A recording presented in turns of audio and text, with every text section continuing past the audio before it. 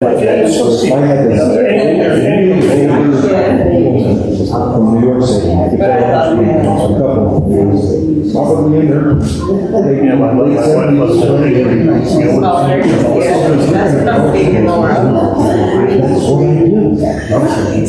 she goes, what do you mean that's what you do? Do you know what happened to this place? Actually, I have paying customers. Overrun and nobody would be happy. You know, I've had families desperate that I've got a son. And they go, we're going to be moving. I don't want you to never come back again. They go, what do you mean never come back again? You're lucky this time.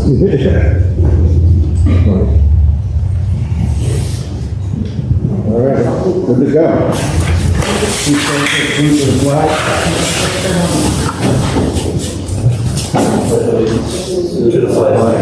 United States of America, turning on to the republic which stands one nation under God, indivisible with liberty and justice for all. I guess I carried that ball. Well, I was waiting for cameras. He's giving me time. What should we do next? I don't think that's necessary.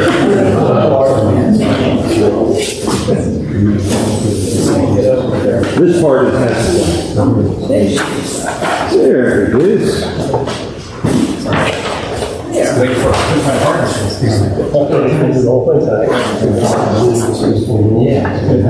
Yeah, you're right.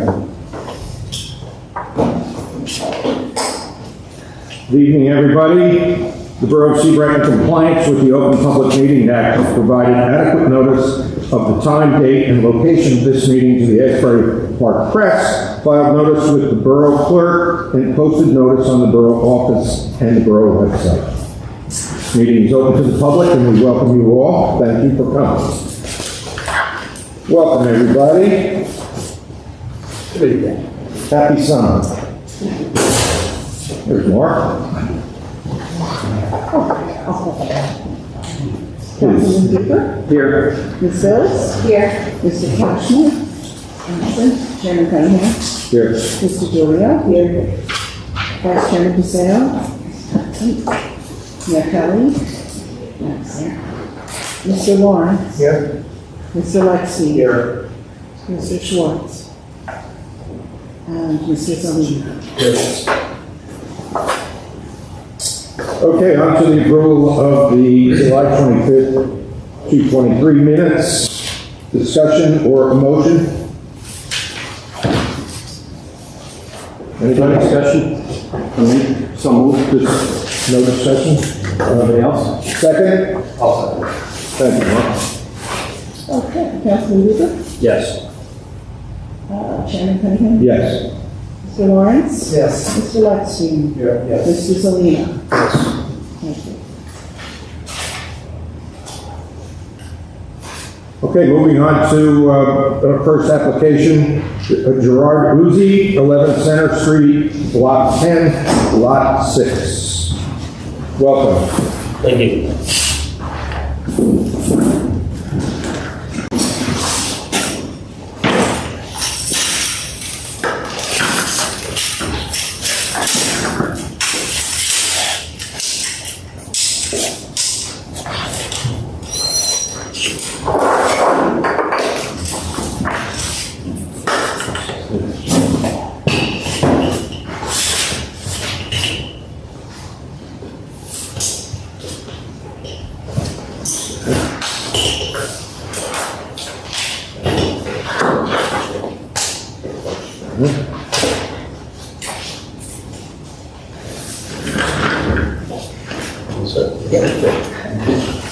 May I proceed? Good evening, ladies and gentlemen. My name is Gerard Musi. Just as a technical matter, I am counsel to CMN Properties LLC, which owns the house. I am also the sole member of CMN Properties LLC, so I'm also the beneficial owner of the house, but I just wanted to make that clear. I bought this property a little over a year ago. Hold on, Council. Sure. I don't need to interrupt you. You need to check your notice. Well, we did the notices. The notice was okay. That was all fine. I've asked to confirm.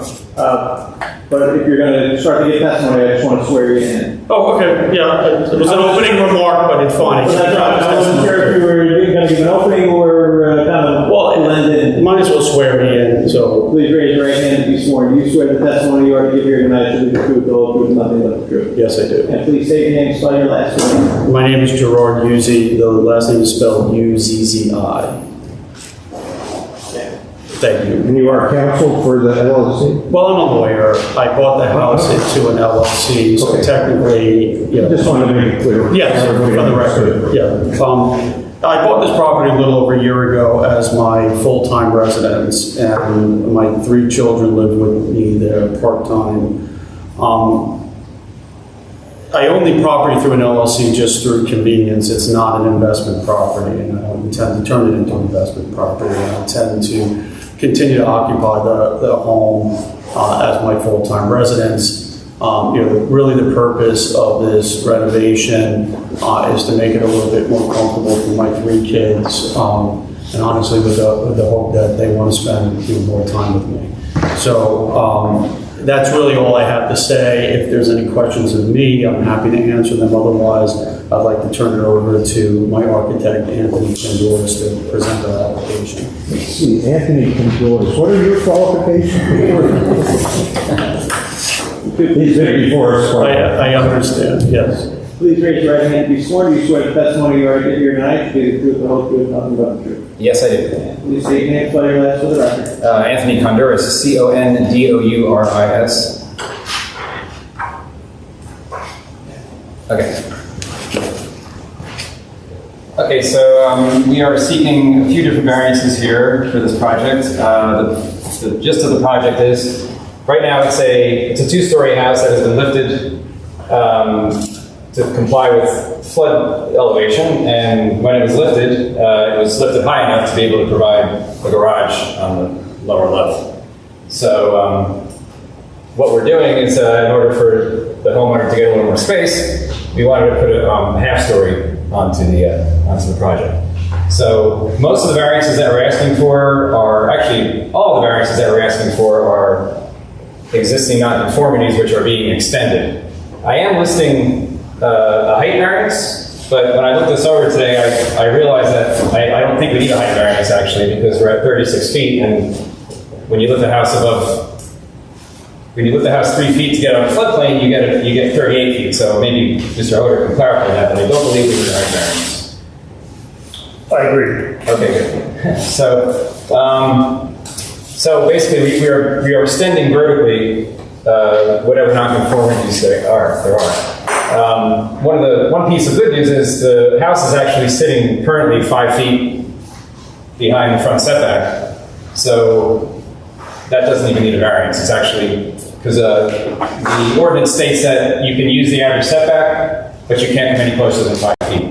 So we are still holding 5 feet at the front, so there's no front setback variance. So what we're left with is the side, the west side of the property is pretty close to the property line.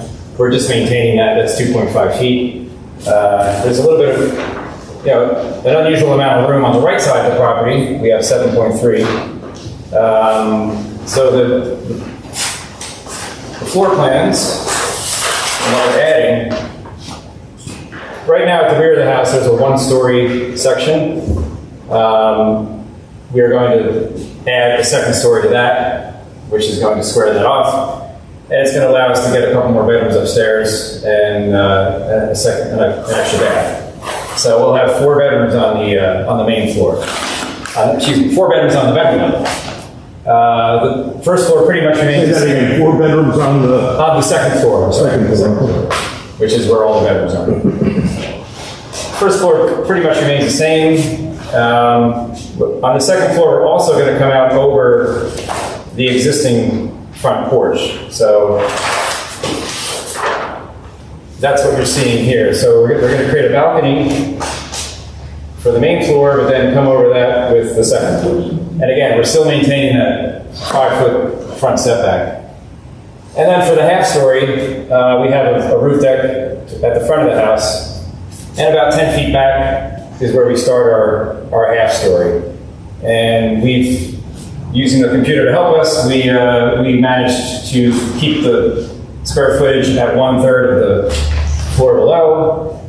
So any area we only have to count the areas that are 7 feet and above. So that's why you see some of the shapes you see here to keep the square footage down on the 3rd floor. I shouldn't call it the 3rd floor, half story. And right now it's just kind of an open area with access to the balcony, and we have a storage area over here. Mr. Condoris, will you change the plan to call it a half story if you are approved? Yes. Where am I calling it? Oh, On all the elevations, it says 3-story. yeah. I'm sorry. Yeah. So it's a half story. 2.5. 2.5. So that's it. If you have any questions, The attic is not habitable space. oh no, it is. Could it be a bedroom? It could be. Somebody certainly could sleep up there if they wanted, but So would that make it a 5th bedroom, a 6th bedroom? well, there's no bathroom up there. It's really just more. You don't need a bathroom to have a bedroom. Well, No, I know. I'm not putting any closet space up there. It's just intended to be a place for my kids to hang out, really. I have, in their old house, they have a basement where they hang out. And so I just wanted to create a space for them that's kind of an open TV room. I guess my concern is not what you might do, but what someone in the future might do if someone else buys your house. And that is left to be habitable space for a bedroom, for another bedroom, a 5th or 6th bedroom you put up there, regardless of the fact of whether it has a bathroom or not. Because bedrooms don't need bathrooms. No, I really didn't mean it that way. I was just saying that really wasn't the intent. Is if I were going to put a bedroom up there, I'd probably put a bathroom too. But that's more of an architectural thing. I mean, I don't know if anybody else feels this way too, but do you agree to a restriction in the deed, and excuse me, in the resolution that cannot be used as a bedroom? Yeah, I'm fine with that. So, I'm sorry, and did the I agree, Mark. You agree? You all All agree? your voice on that. Yeah, exactly. Correct. Yeah, it does follow. I know you know this, but we are we're meeting this maximum square footage of the half story. So. Right, but then the parking count comes into it. I know there was a note about that in Yes, that's David's right. letter. So yeah, I can touch on that real quick if you want. So the ground level can hold 2 cars, the ground enclosure, and there is a concrete driveway on the east side of the property where you can park a car. Now, just to be transparent, it's not 9 feet, which is a legal parking space, but it's you park cars there all the time. I guess. So you can get 3 cars on site. Yes. And what's the RSIS on this? 2.5. 2.5, so they're okay. Could you get 3 cars inside or not? I think if the homeowner was saying if you move some shelves If around. I you move some probably could. shelves around, I have a small old CI. So it's storage now? I use it as storage, yeah. Okay. But you're in agreement that they don't have parking bags? No, I think they do. You think they do? Yeah, they only fit 2 cars. Yeah, I think they just have to provide a little testimony. I don't think it's a big deal. Have space. That's my concern. Yeah, so I share the concern about potential 5th and 6th bedroom because it comes along with other things, right? And as it's written by our engineer, it indicates that there's only 1 space in the garage that's available. Well, I could be wrong, that's why I asked the question. So I put 2 cars in there, so. But you want a little one. Well, actually, the little one goes On the cement. more where the Outside. no, actually, in the larger portion of the car, in the garage, because I don't use it as much. But I can fit I have a Mustang that fits, in the narrower part of the garage, so a normal sized car. So since you already live there, you know we have a serious residential parking problem in town, right? It is, and we're trying not to exacerbate it any way we can avoid that. So you're indicating that as part of this expansion, you feel you can accommodate 3 cars? Oh, I definitely do it now, yeah. Okay, Dave, we just got to clear that up because as you read it, Yeah, I don't know if I Well, understand. it's a small, you're talking about the cement Yeah. on the left side. No, I put the Mustang there too. Yeah. I pulled my I pulled a pickup truck there too, a mid-sized pickup Let me maybe clarify this, because I think everybody's right. Well, no, that's not as a real space. But Dave, It's not a real space. that's exactly right. Dave is right, there is a variance needed because they're short one space. But from a practical standpoint, they can park 3 on site. For purposes of the variance, we can't count the 7.5-foot spaces, it's not RSIS compliant at 9 by 18. So they're really only getting true credit for the 2 under the house, the ground level garage spaces. So they need a variance for the parking, but the testimony is the 7.5-foot space, which is much deeper than the 18 feet. From a practical standpoint, he's able to park 3. If they eliminate one of the bedrooms, how many parking spaces do you need? I think You're probably we get to 2. Yeah, I think you're right. So that you're bringing 1 of the 4 bedrooms out of the proposal. Would you consider doing that? Well, I have 3 kids, and if you look at the plan, I mean, these are really 3 small bedrooms. They're not large bedrooms, and I just... So that's not the issue. The issue is, as the councilman said, is we have a real parking problem in Seabright. And Center Street is no different than any other street. We have a parking problem on Center Street, and where are those cars going to park? But I'm not adding people to my house. And, I mean, I could have made this, my bedroom's much larger, and have the same square feet and put 2 people in 1 bedroom, all right? And have 3 bedrooms and be under technical compliance, but it doesn't change the practical reality of my life and the life of my neighbors on Center Street. Right, but see, the problem is, No, that's the next you point. you're allowed to have people on your house. You're not going to, you're not going to agree that when you sell the house, or when your kids have grandchildren who want to come over, or whatever the case may be, that you're going to turn down a bedroom, because it's no longer your scheme that you see it. And we have to, any variance we give today is going to be there for 100 years.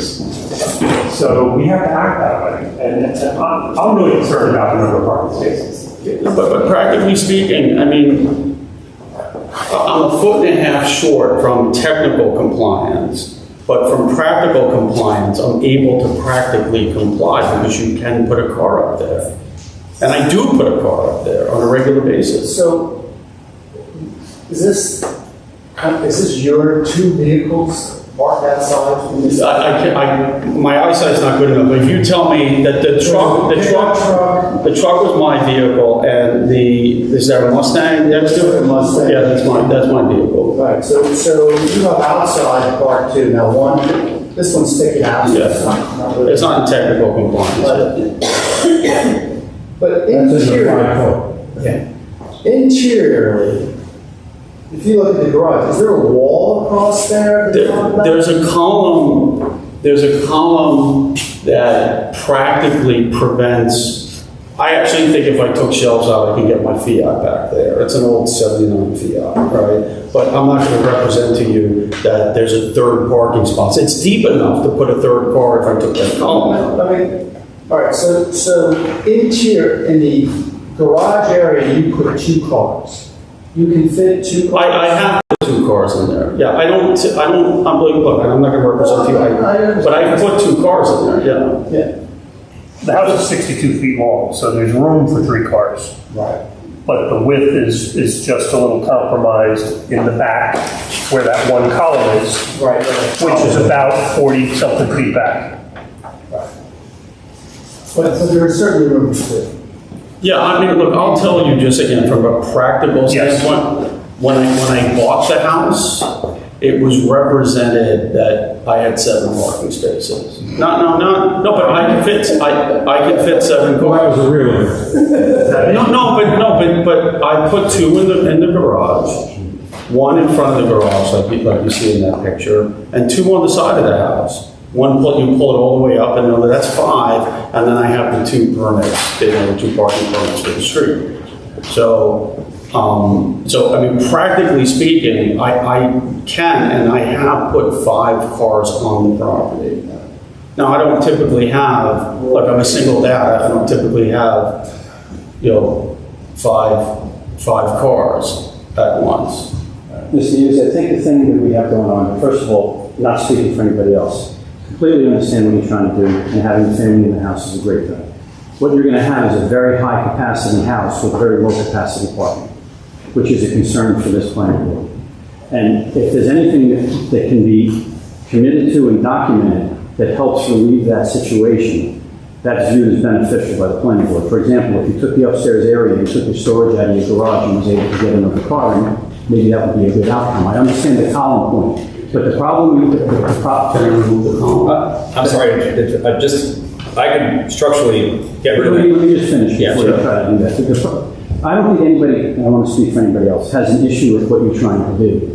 It significantly tilts the situation of a high-capacity house. I know the third, 2.5 floors, you're not going to dedicate the bedrooms now, but down the road, as the kids grow and friends come over with their cars, you're going to have a lot more cars, right? And then you're going to have 2 parking permits as a resident, and there's going to be problems with parking fees. It's just a natural course of the thing. So what we're looking for is a method by which we get it back in balance between capacity and parking. And if there's something you can do that can do that, that's helpful for us. Well, I completely understand your position, and keep in mind, I live on that street, right? And some of you may, I don't recognize anybody here, but you live on those streets too, where it's hard to park.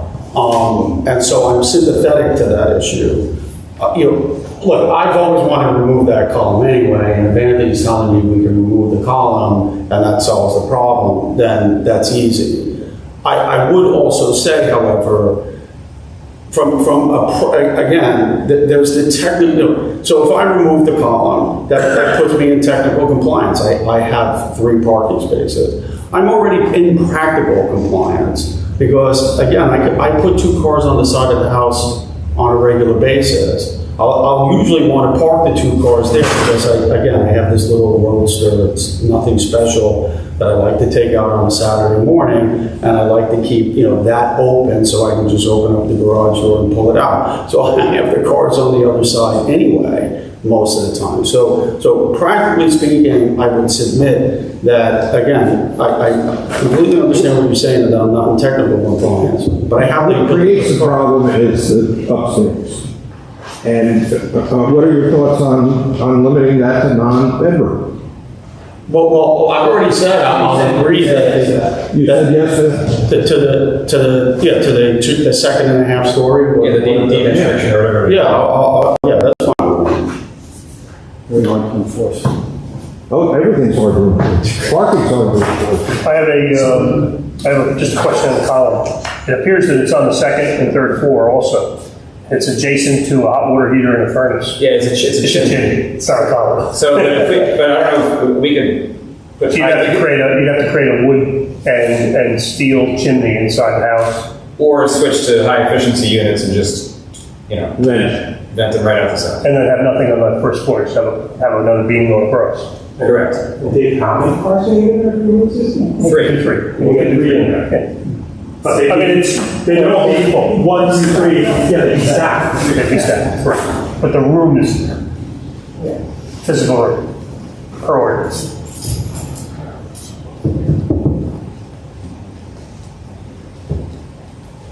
Were you going to say something that? It was the same. It was removing the column, or actually chimney is what it is. Well, there's a column and a chimney, so I'd have to see. But yes, but I can run steel across and take out whatever you need to take out. I have a question. The structure to the property line, the front setback is 5.2 feet. What's the dimension from the property line to the curb line? Not to count for the legal parking space, I'm just curious as to what the dimension is.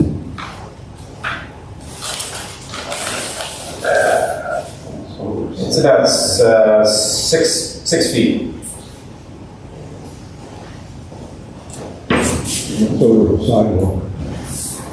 Yeah, you'd be blocking the sidewalk. But What's that? you'd be blocking the sidewalk. Yeah, you'd be like Parking on the sidewalk. Yeah. Everybody else. Yeah, it's 7 feet to the front face of the curb.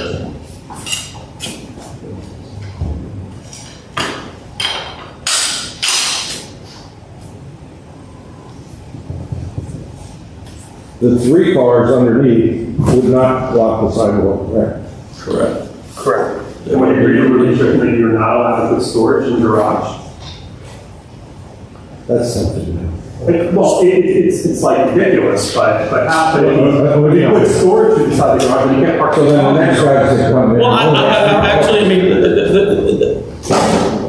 except where the stairs go, right, up in the front, if you look at the plan, I have a 16-foot wide garage. I have shelving on both sides once you get past the stairs, and I still park a car back there.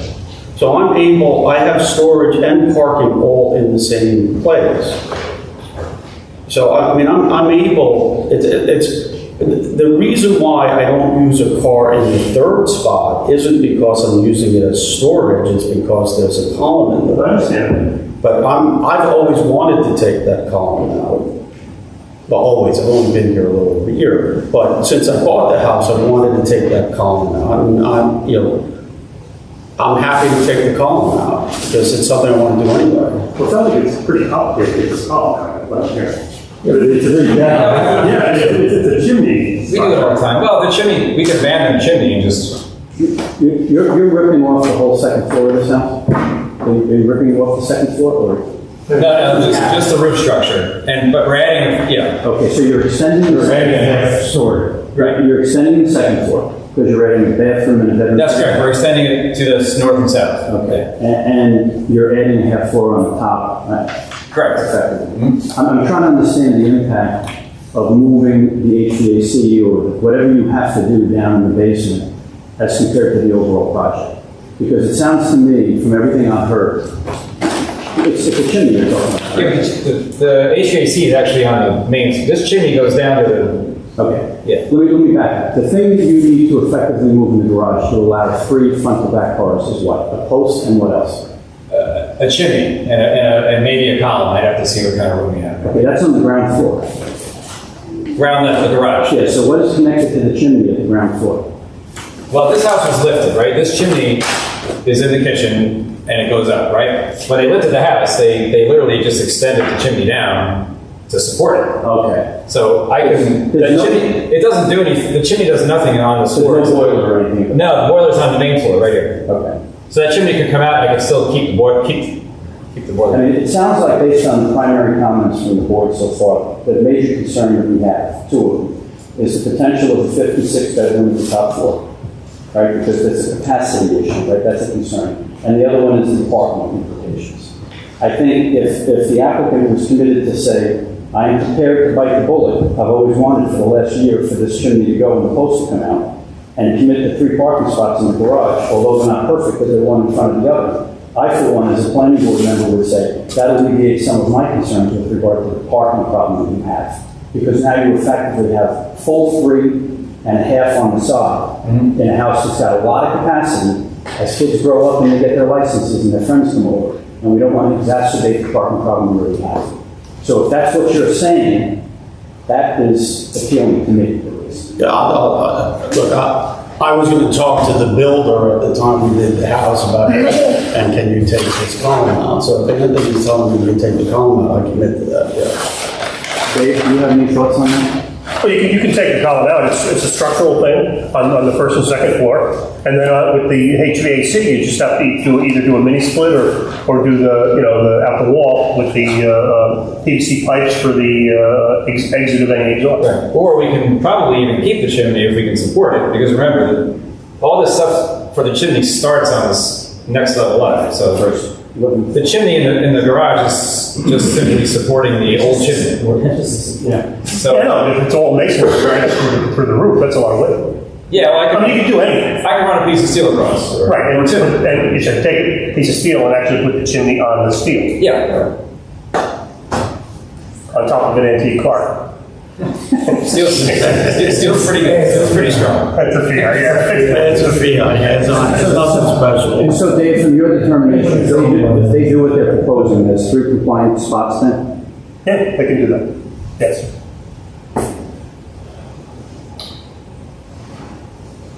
He will have a problem forever with whether, getting one, if he needs that last car, well, Yeah. he's gonna back everything out. That would be a traffic jam. I'm good with it. Thank you. Sounds like a reasonable accommodation. No, I really appreciate it. We still have the bedroom. Anthony, you're finished with the? Yes, I'm finished, yep.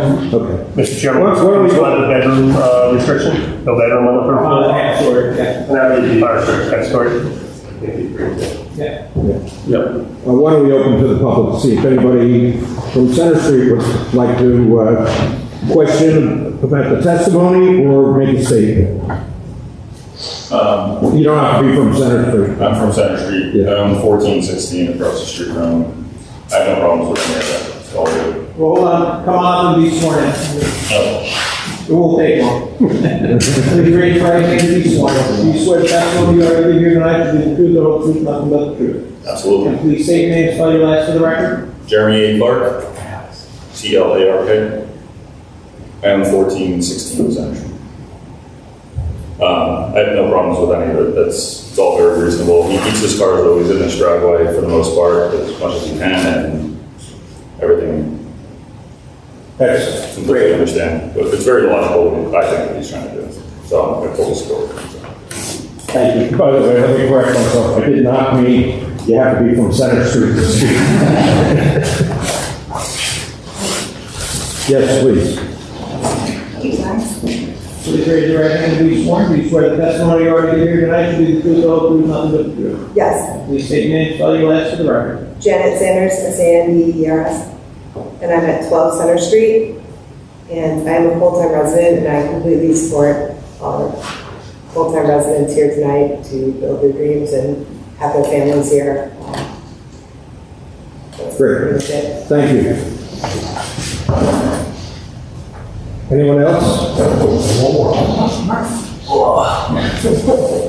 Normally I'm real quiet at your meeting, guys. Please raise your right hand and Two be Center Street sworn. residents here. Murphy Anderson, 8 Center Street. Do you swear the testimony you are going to give here tonight to be the truth, the whole truth, nothing but the truth? Yes, I do. Yeah. Okay, real quick, as far as his needs for expanding his house, and I believe I'm a personal property guy, you want bowling pins lining your lawn, bowling pins are cool. He should be able to do whatever he wants, and the same for our other neighbor, within reason of not putting a Trump Tower over somebody else's house. I don't think the parking is in impact, except for the enforcement guys. We spend a lot of time talking about parking in this town and about density, but the real reality of it is enforcement. I've had words with Mr. Beaver about it, commercial trucks parked on our street. We're going to have to stick to his plans. What? You need to stick to his plans. This isn't. What he wants to do. This isn't. We can't control It enforcement. speaks to the parking. So they need to better enforce the parking regulations. Is really what's going on. Oversized vehicles shouldn't be parked on our street. If you did that, we might not have to have these conversations about somebody needing half a space in their house. That's it, guys. Thanks. Thank you. Anyone else in public? If not, the public portion is now closed. Discussion from the board or a motion? I think if he's supplying the 3 parking spaces with the condition and restriction, deed restriction on the not adding extra rooms in the attic, then that variance goes away. So I'm concerned about the proposal. I don't know that will necessarily work, but legally, I think it's the variance is eliminated. So I'll make a motion to support to approve the application if no one else has anything else to say on that. Thank you, Mark. Second. Second, Peggy? We have a roll call, please. Councilman Bieber, Yes. Ms. Sills, Yes. Chairman Cunningham, Yes. Mr. Julia, Yes. Mr. Lawrence, Yes. Mr. Lexi, Yes. Mr. Polina. Yes. Thank you all.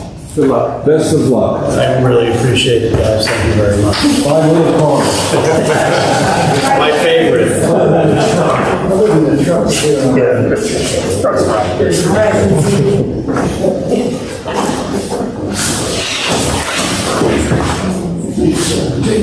Okay, moving along to application number 2023-06. Lindsay Kuchera. Did I get that right? Good. Before we get started, I just want to clarify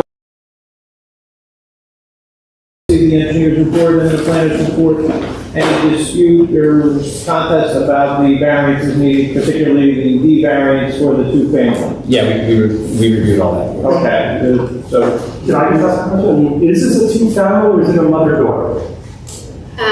Maybe I put that back to you. I was told when I bought the home that it was a mother-daughter, and I think the nuance is that there's access to the upper unit through the interior of the home in addition to the exterior. So I was told it was more of a mother-daughter, but it is technically, there's two kitchens, two living rooms.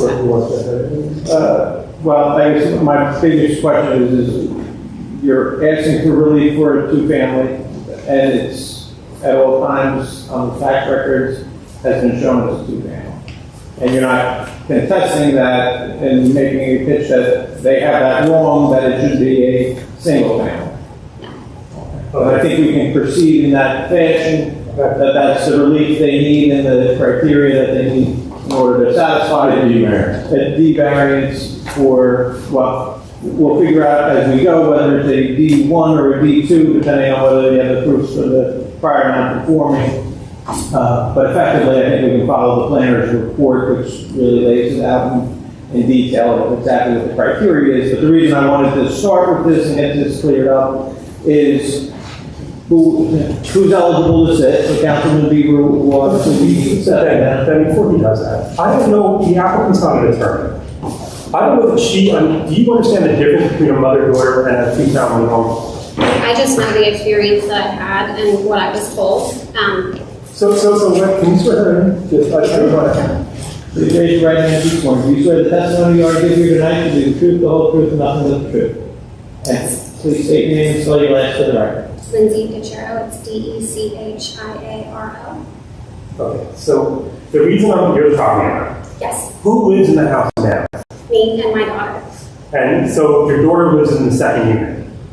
No, she's 12. So Okay, all right, so who lives in the side? No one. So who lives in the Yeah, so It's empty. I purchased the home in December of 2020, and I have never rented out the other section of the home. So I've just used it as my primary residence, and plan on doing that on a go-forward basis. Is your intention to ever rent out the second unit? No, that's not my intention. I did purchase it, as a two-family home. I like that aspect of the As a mother-daughter or as a two-family home?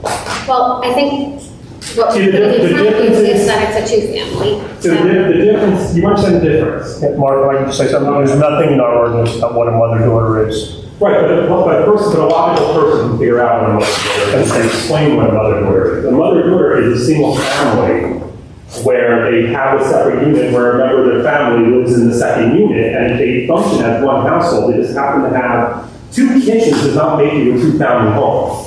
Some people have two kitchens in their house. And if you have mom and dad living next door, or your daughter living next door because you have some privacy, it doesn't make it a two-family home. That's a single-family home with interconnectivity. So one's a use variance because they don't permit two-family homes, which means the higher standard of approved. And one is not a use variance, one is a single-family home, which is permitted in the zone. It just happens to be that you have two kitchens and you function as one family unit.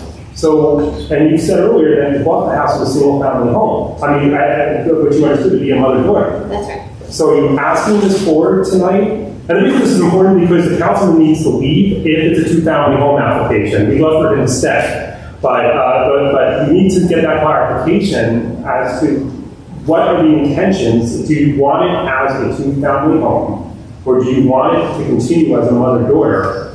And it's important. Well, hold on a second. Okay. And let me talk about the layout of the home in terms of the architectural layout, because functionally, what your answer to these questions are is significant, because while, and I agree with Mr. Lexi's analysis about, two kitchens doesn't necessarily mean two families. But the way this is laid out, while there is interconnectivity, there clearly is or at least the potential for two entries, two foyers, and basically you're one doorway and a deadbolt away from having two totally separate units.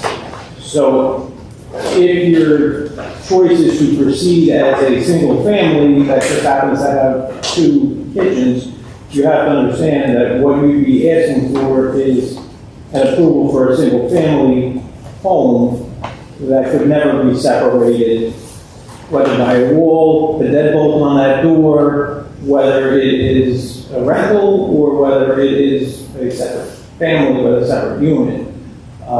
So that's a significant difference than if it, either historically has been before you bought it, a two separate unit, two family unit, or if that's what you're seeking. So there's a lot to that. Well, I don't think she's seeking to turn it into a two-family. Either you're saying it is a two-family or it's another door. And you need to make up, it's not really about you. It's about what the property is and was. But she said both. Since she sat here, she has said both things. Right, I heard. Yeah, so I just. What I'm concerned about is a long tradition in Seabright was to put curtains on the garage window and make it a two-family property.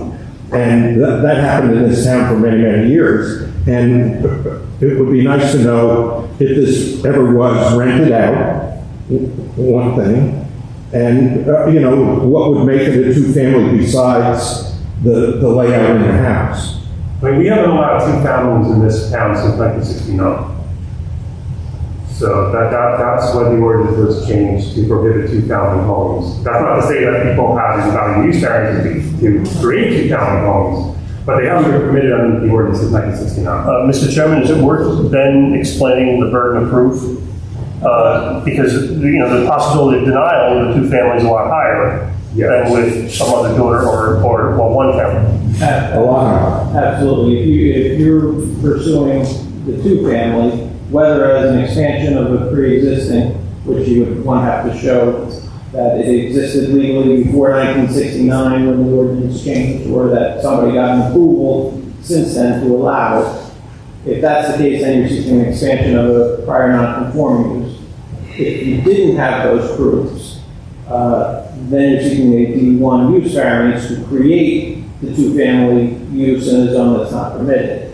I'll give you the short version, but if you look at the planner's report, where she lays out required proofs for variance relief under paragraph 4, she talks about the D1 use variance and the positive criteria about the site being particularly suited and the established special reasons, and also the negative criteria where the variance is not substantially impaired the intent and purpose of the zone plan and zoning ordinance, and can be granted without substantial detriment to the public good. Also with the D1, where you're creating a use in a zone where it's not specifically permitted and is actually prohibited, there's an enhanced burden on the negative criteria as well to show why it's suitable there.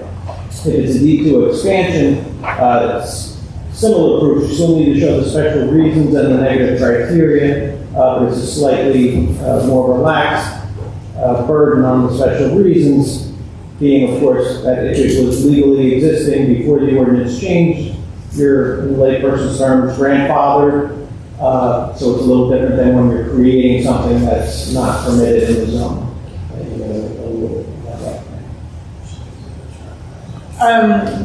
Just also kind of the difference between a use variance, right, like the D1 or D2 variances that you would need if it's a two-family home, even if it had gotten prior approval, is you need a super majority of the board to vote yes on it. Whereas you will need, I think, some C variances or bulk variances, and those you just need a regular majority.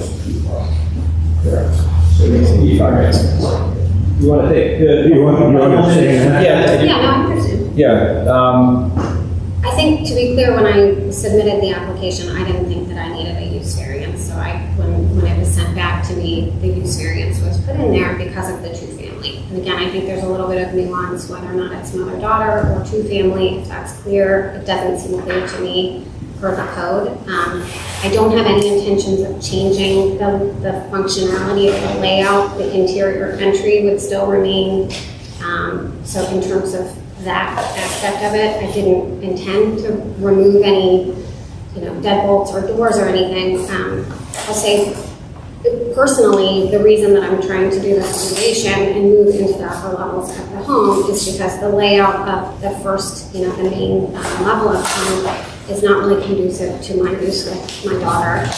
The interior entry to the second story is through my daughter's bedroom, which I thought I could live with initially, and now, as much as you think, she doesn't like. So as much as you think people will walk outside to go into the upstairs, and again, this is just my guess. This isn't like a renter situation.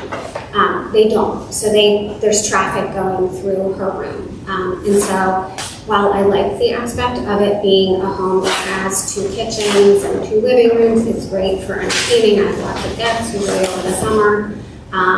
This is the point of this, is to make it a little bit more functional for my use with my daughter. So it sounds like you went with the mother-daughter, if I'm hearing you correctly. Would you agree then to, if the board approved the application, would be just to make it clear that this is not a 2-family home? That clears it up. Yeah, no, I understand. That would be, I think when I made the investment in the property, I made the investment based on it being a 2-family home. If you're telling me that would be absolutely necessary, I understand your position. I also feel like... Well, let me be clear what he's saying is, if you're proceeding, and this is where it's kind of your application, you have to tell us what you're applying for and what your proofs are. But I think what Mark is saying, and you have to understand, is if you proceed on the single family, mother-daughter, however you want to phrase it, but not a 2-family, 2-unit, if you were approved for that, there will be a condition in the resolution which effectively bars this from being used in any way as a 2-family in the future. So that if somebody deadbolted it and started renting out unit 2, it will be a violation and illegal. So that's why, if you thought you wanted, when you bought it, a 2-family, you're not prohibited from pursuing that, but that's, that application is what you notice for, which is, I'm coming, I want the 2-family, I want to be approved for a 2-family, but now you have to meet the D variance criteria and you have to get 5 out of 7 yes votes to do it. That's your choice. Nobody's telling you have to go one way or the other, but you do have to decide which way it is. You're only going to have 6 board members up here. So you have to get 5 out of 6. You got to get 5 out of 6 because the council needs to step down into use there. Right. I think from my perspective, I have no intentions of renting out any of the property while I own it. Was it ever rented out that you know? The previous owner, I believe, lived in one of the units, and one of the units was rented out. Yes, but I don't know of an instance where both were rented. I think it was owned by 2 brothers. One of the brothers actually occupied the top floor, and then the other brother did for a period of time. I think there was a rift with them too. That would be, if it's 2 brothers, that would be a mother-daughter. Just a brother. Can I ask a quick question? If she does move ahead with a mother-daughter and it gets de-restricted or whatever you guys do, is there an option for somebody else 10 years from now to come back to the board and try to flip it to a... Well, yeah, you always make that application. Well, they can make that application for it. Yeah, they have to come back to the board and... The odds of them getting it in this situation are we could. Gotcha. But When it was listed as a realtor, through a realtor, was it listed as a 2-family? It was. I think... I can tell you, just for full disclosure, I can tell you I saw a listing from 2005 and it listed as a mother-daughter. So what is it? The tax assessor apparently calls it a 2-family home. But tax assessing, Ben will tell you, what the tax assessor says and what zoning says are not necessarily the same thing. Right. So what is it? But he does it because of the tax assessment. Like, what is it legally? A 2-family? Well, it's close because the way it's designed, it's close, right? It's not your typical two separate entrances from the outside that would tell you, oh yes, this is definitively a two-family. It looks like a one family. It looks like a one family because there's no separate entrance in, but when you really look at the architectural, while if the doors aren't locked, you can get throughout the whole house.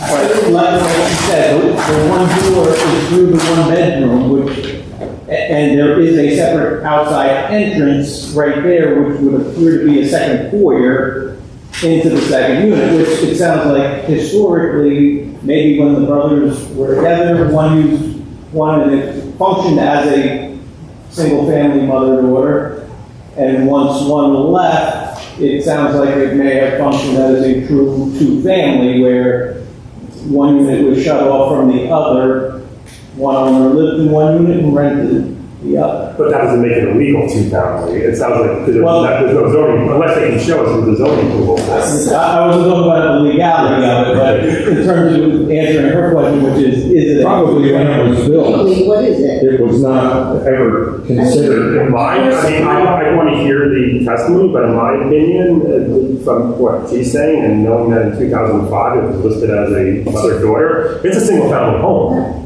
She didn't buy it in 2005. She bought it in 2020. So in 2005, there's a listing in the Park Press for that property, and it says it's a mother-daughter.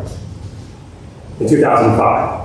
So, and she previously said and testified to when she bought it, you were told it was a mother-daughter. I was, yeah. So it's a mother-daughter. It's a single-family home. There's separate utilities. So then there's no question. Yeah, that's a good question. Are there separate utilities? No, it's one utility. It's a single-family home. Lindsay, this is not an insignificant decision. Right. I don't know whether or not you're in a position to make that decision tonight. Yeah. I mean, for example, if it is a true mother and daughter, that has a certain value for a potential buyer. Right. If you decided to go a different way, that's a way. So if you decided to go the route of a two-family, that's a different route. If you go the one family, it's a different route. It sounds like you're not in a position right now to make a decision in front of this board that you're comfortable with because you have all the facts. I think that's right. Oh, no, you have to tonight. Yeah. That's gonna be the most- You can ask for it to be carried, and he makes a very good point.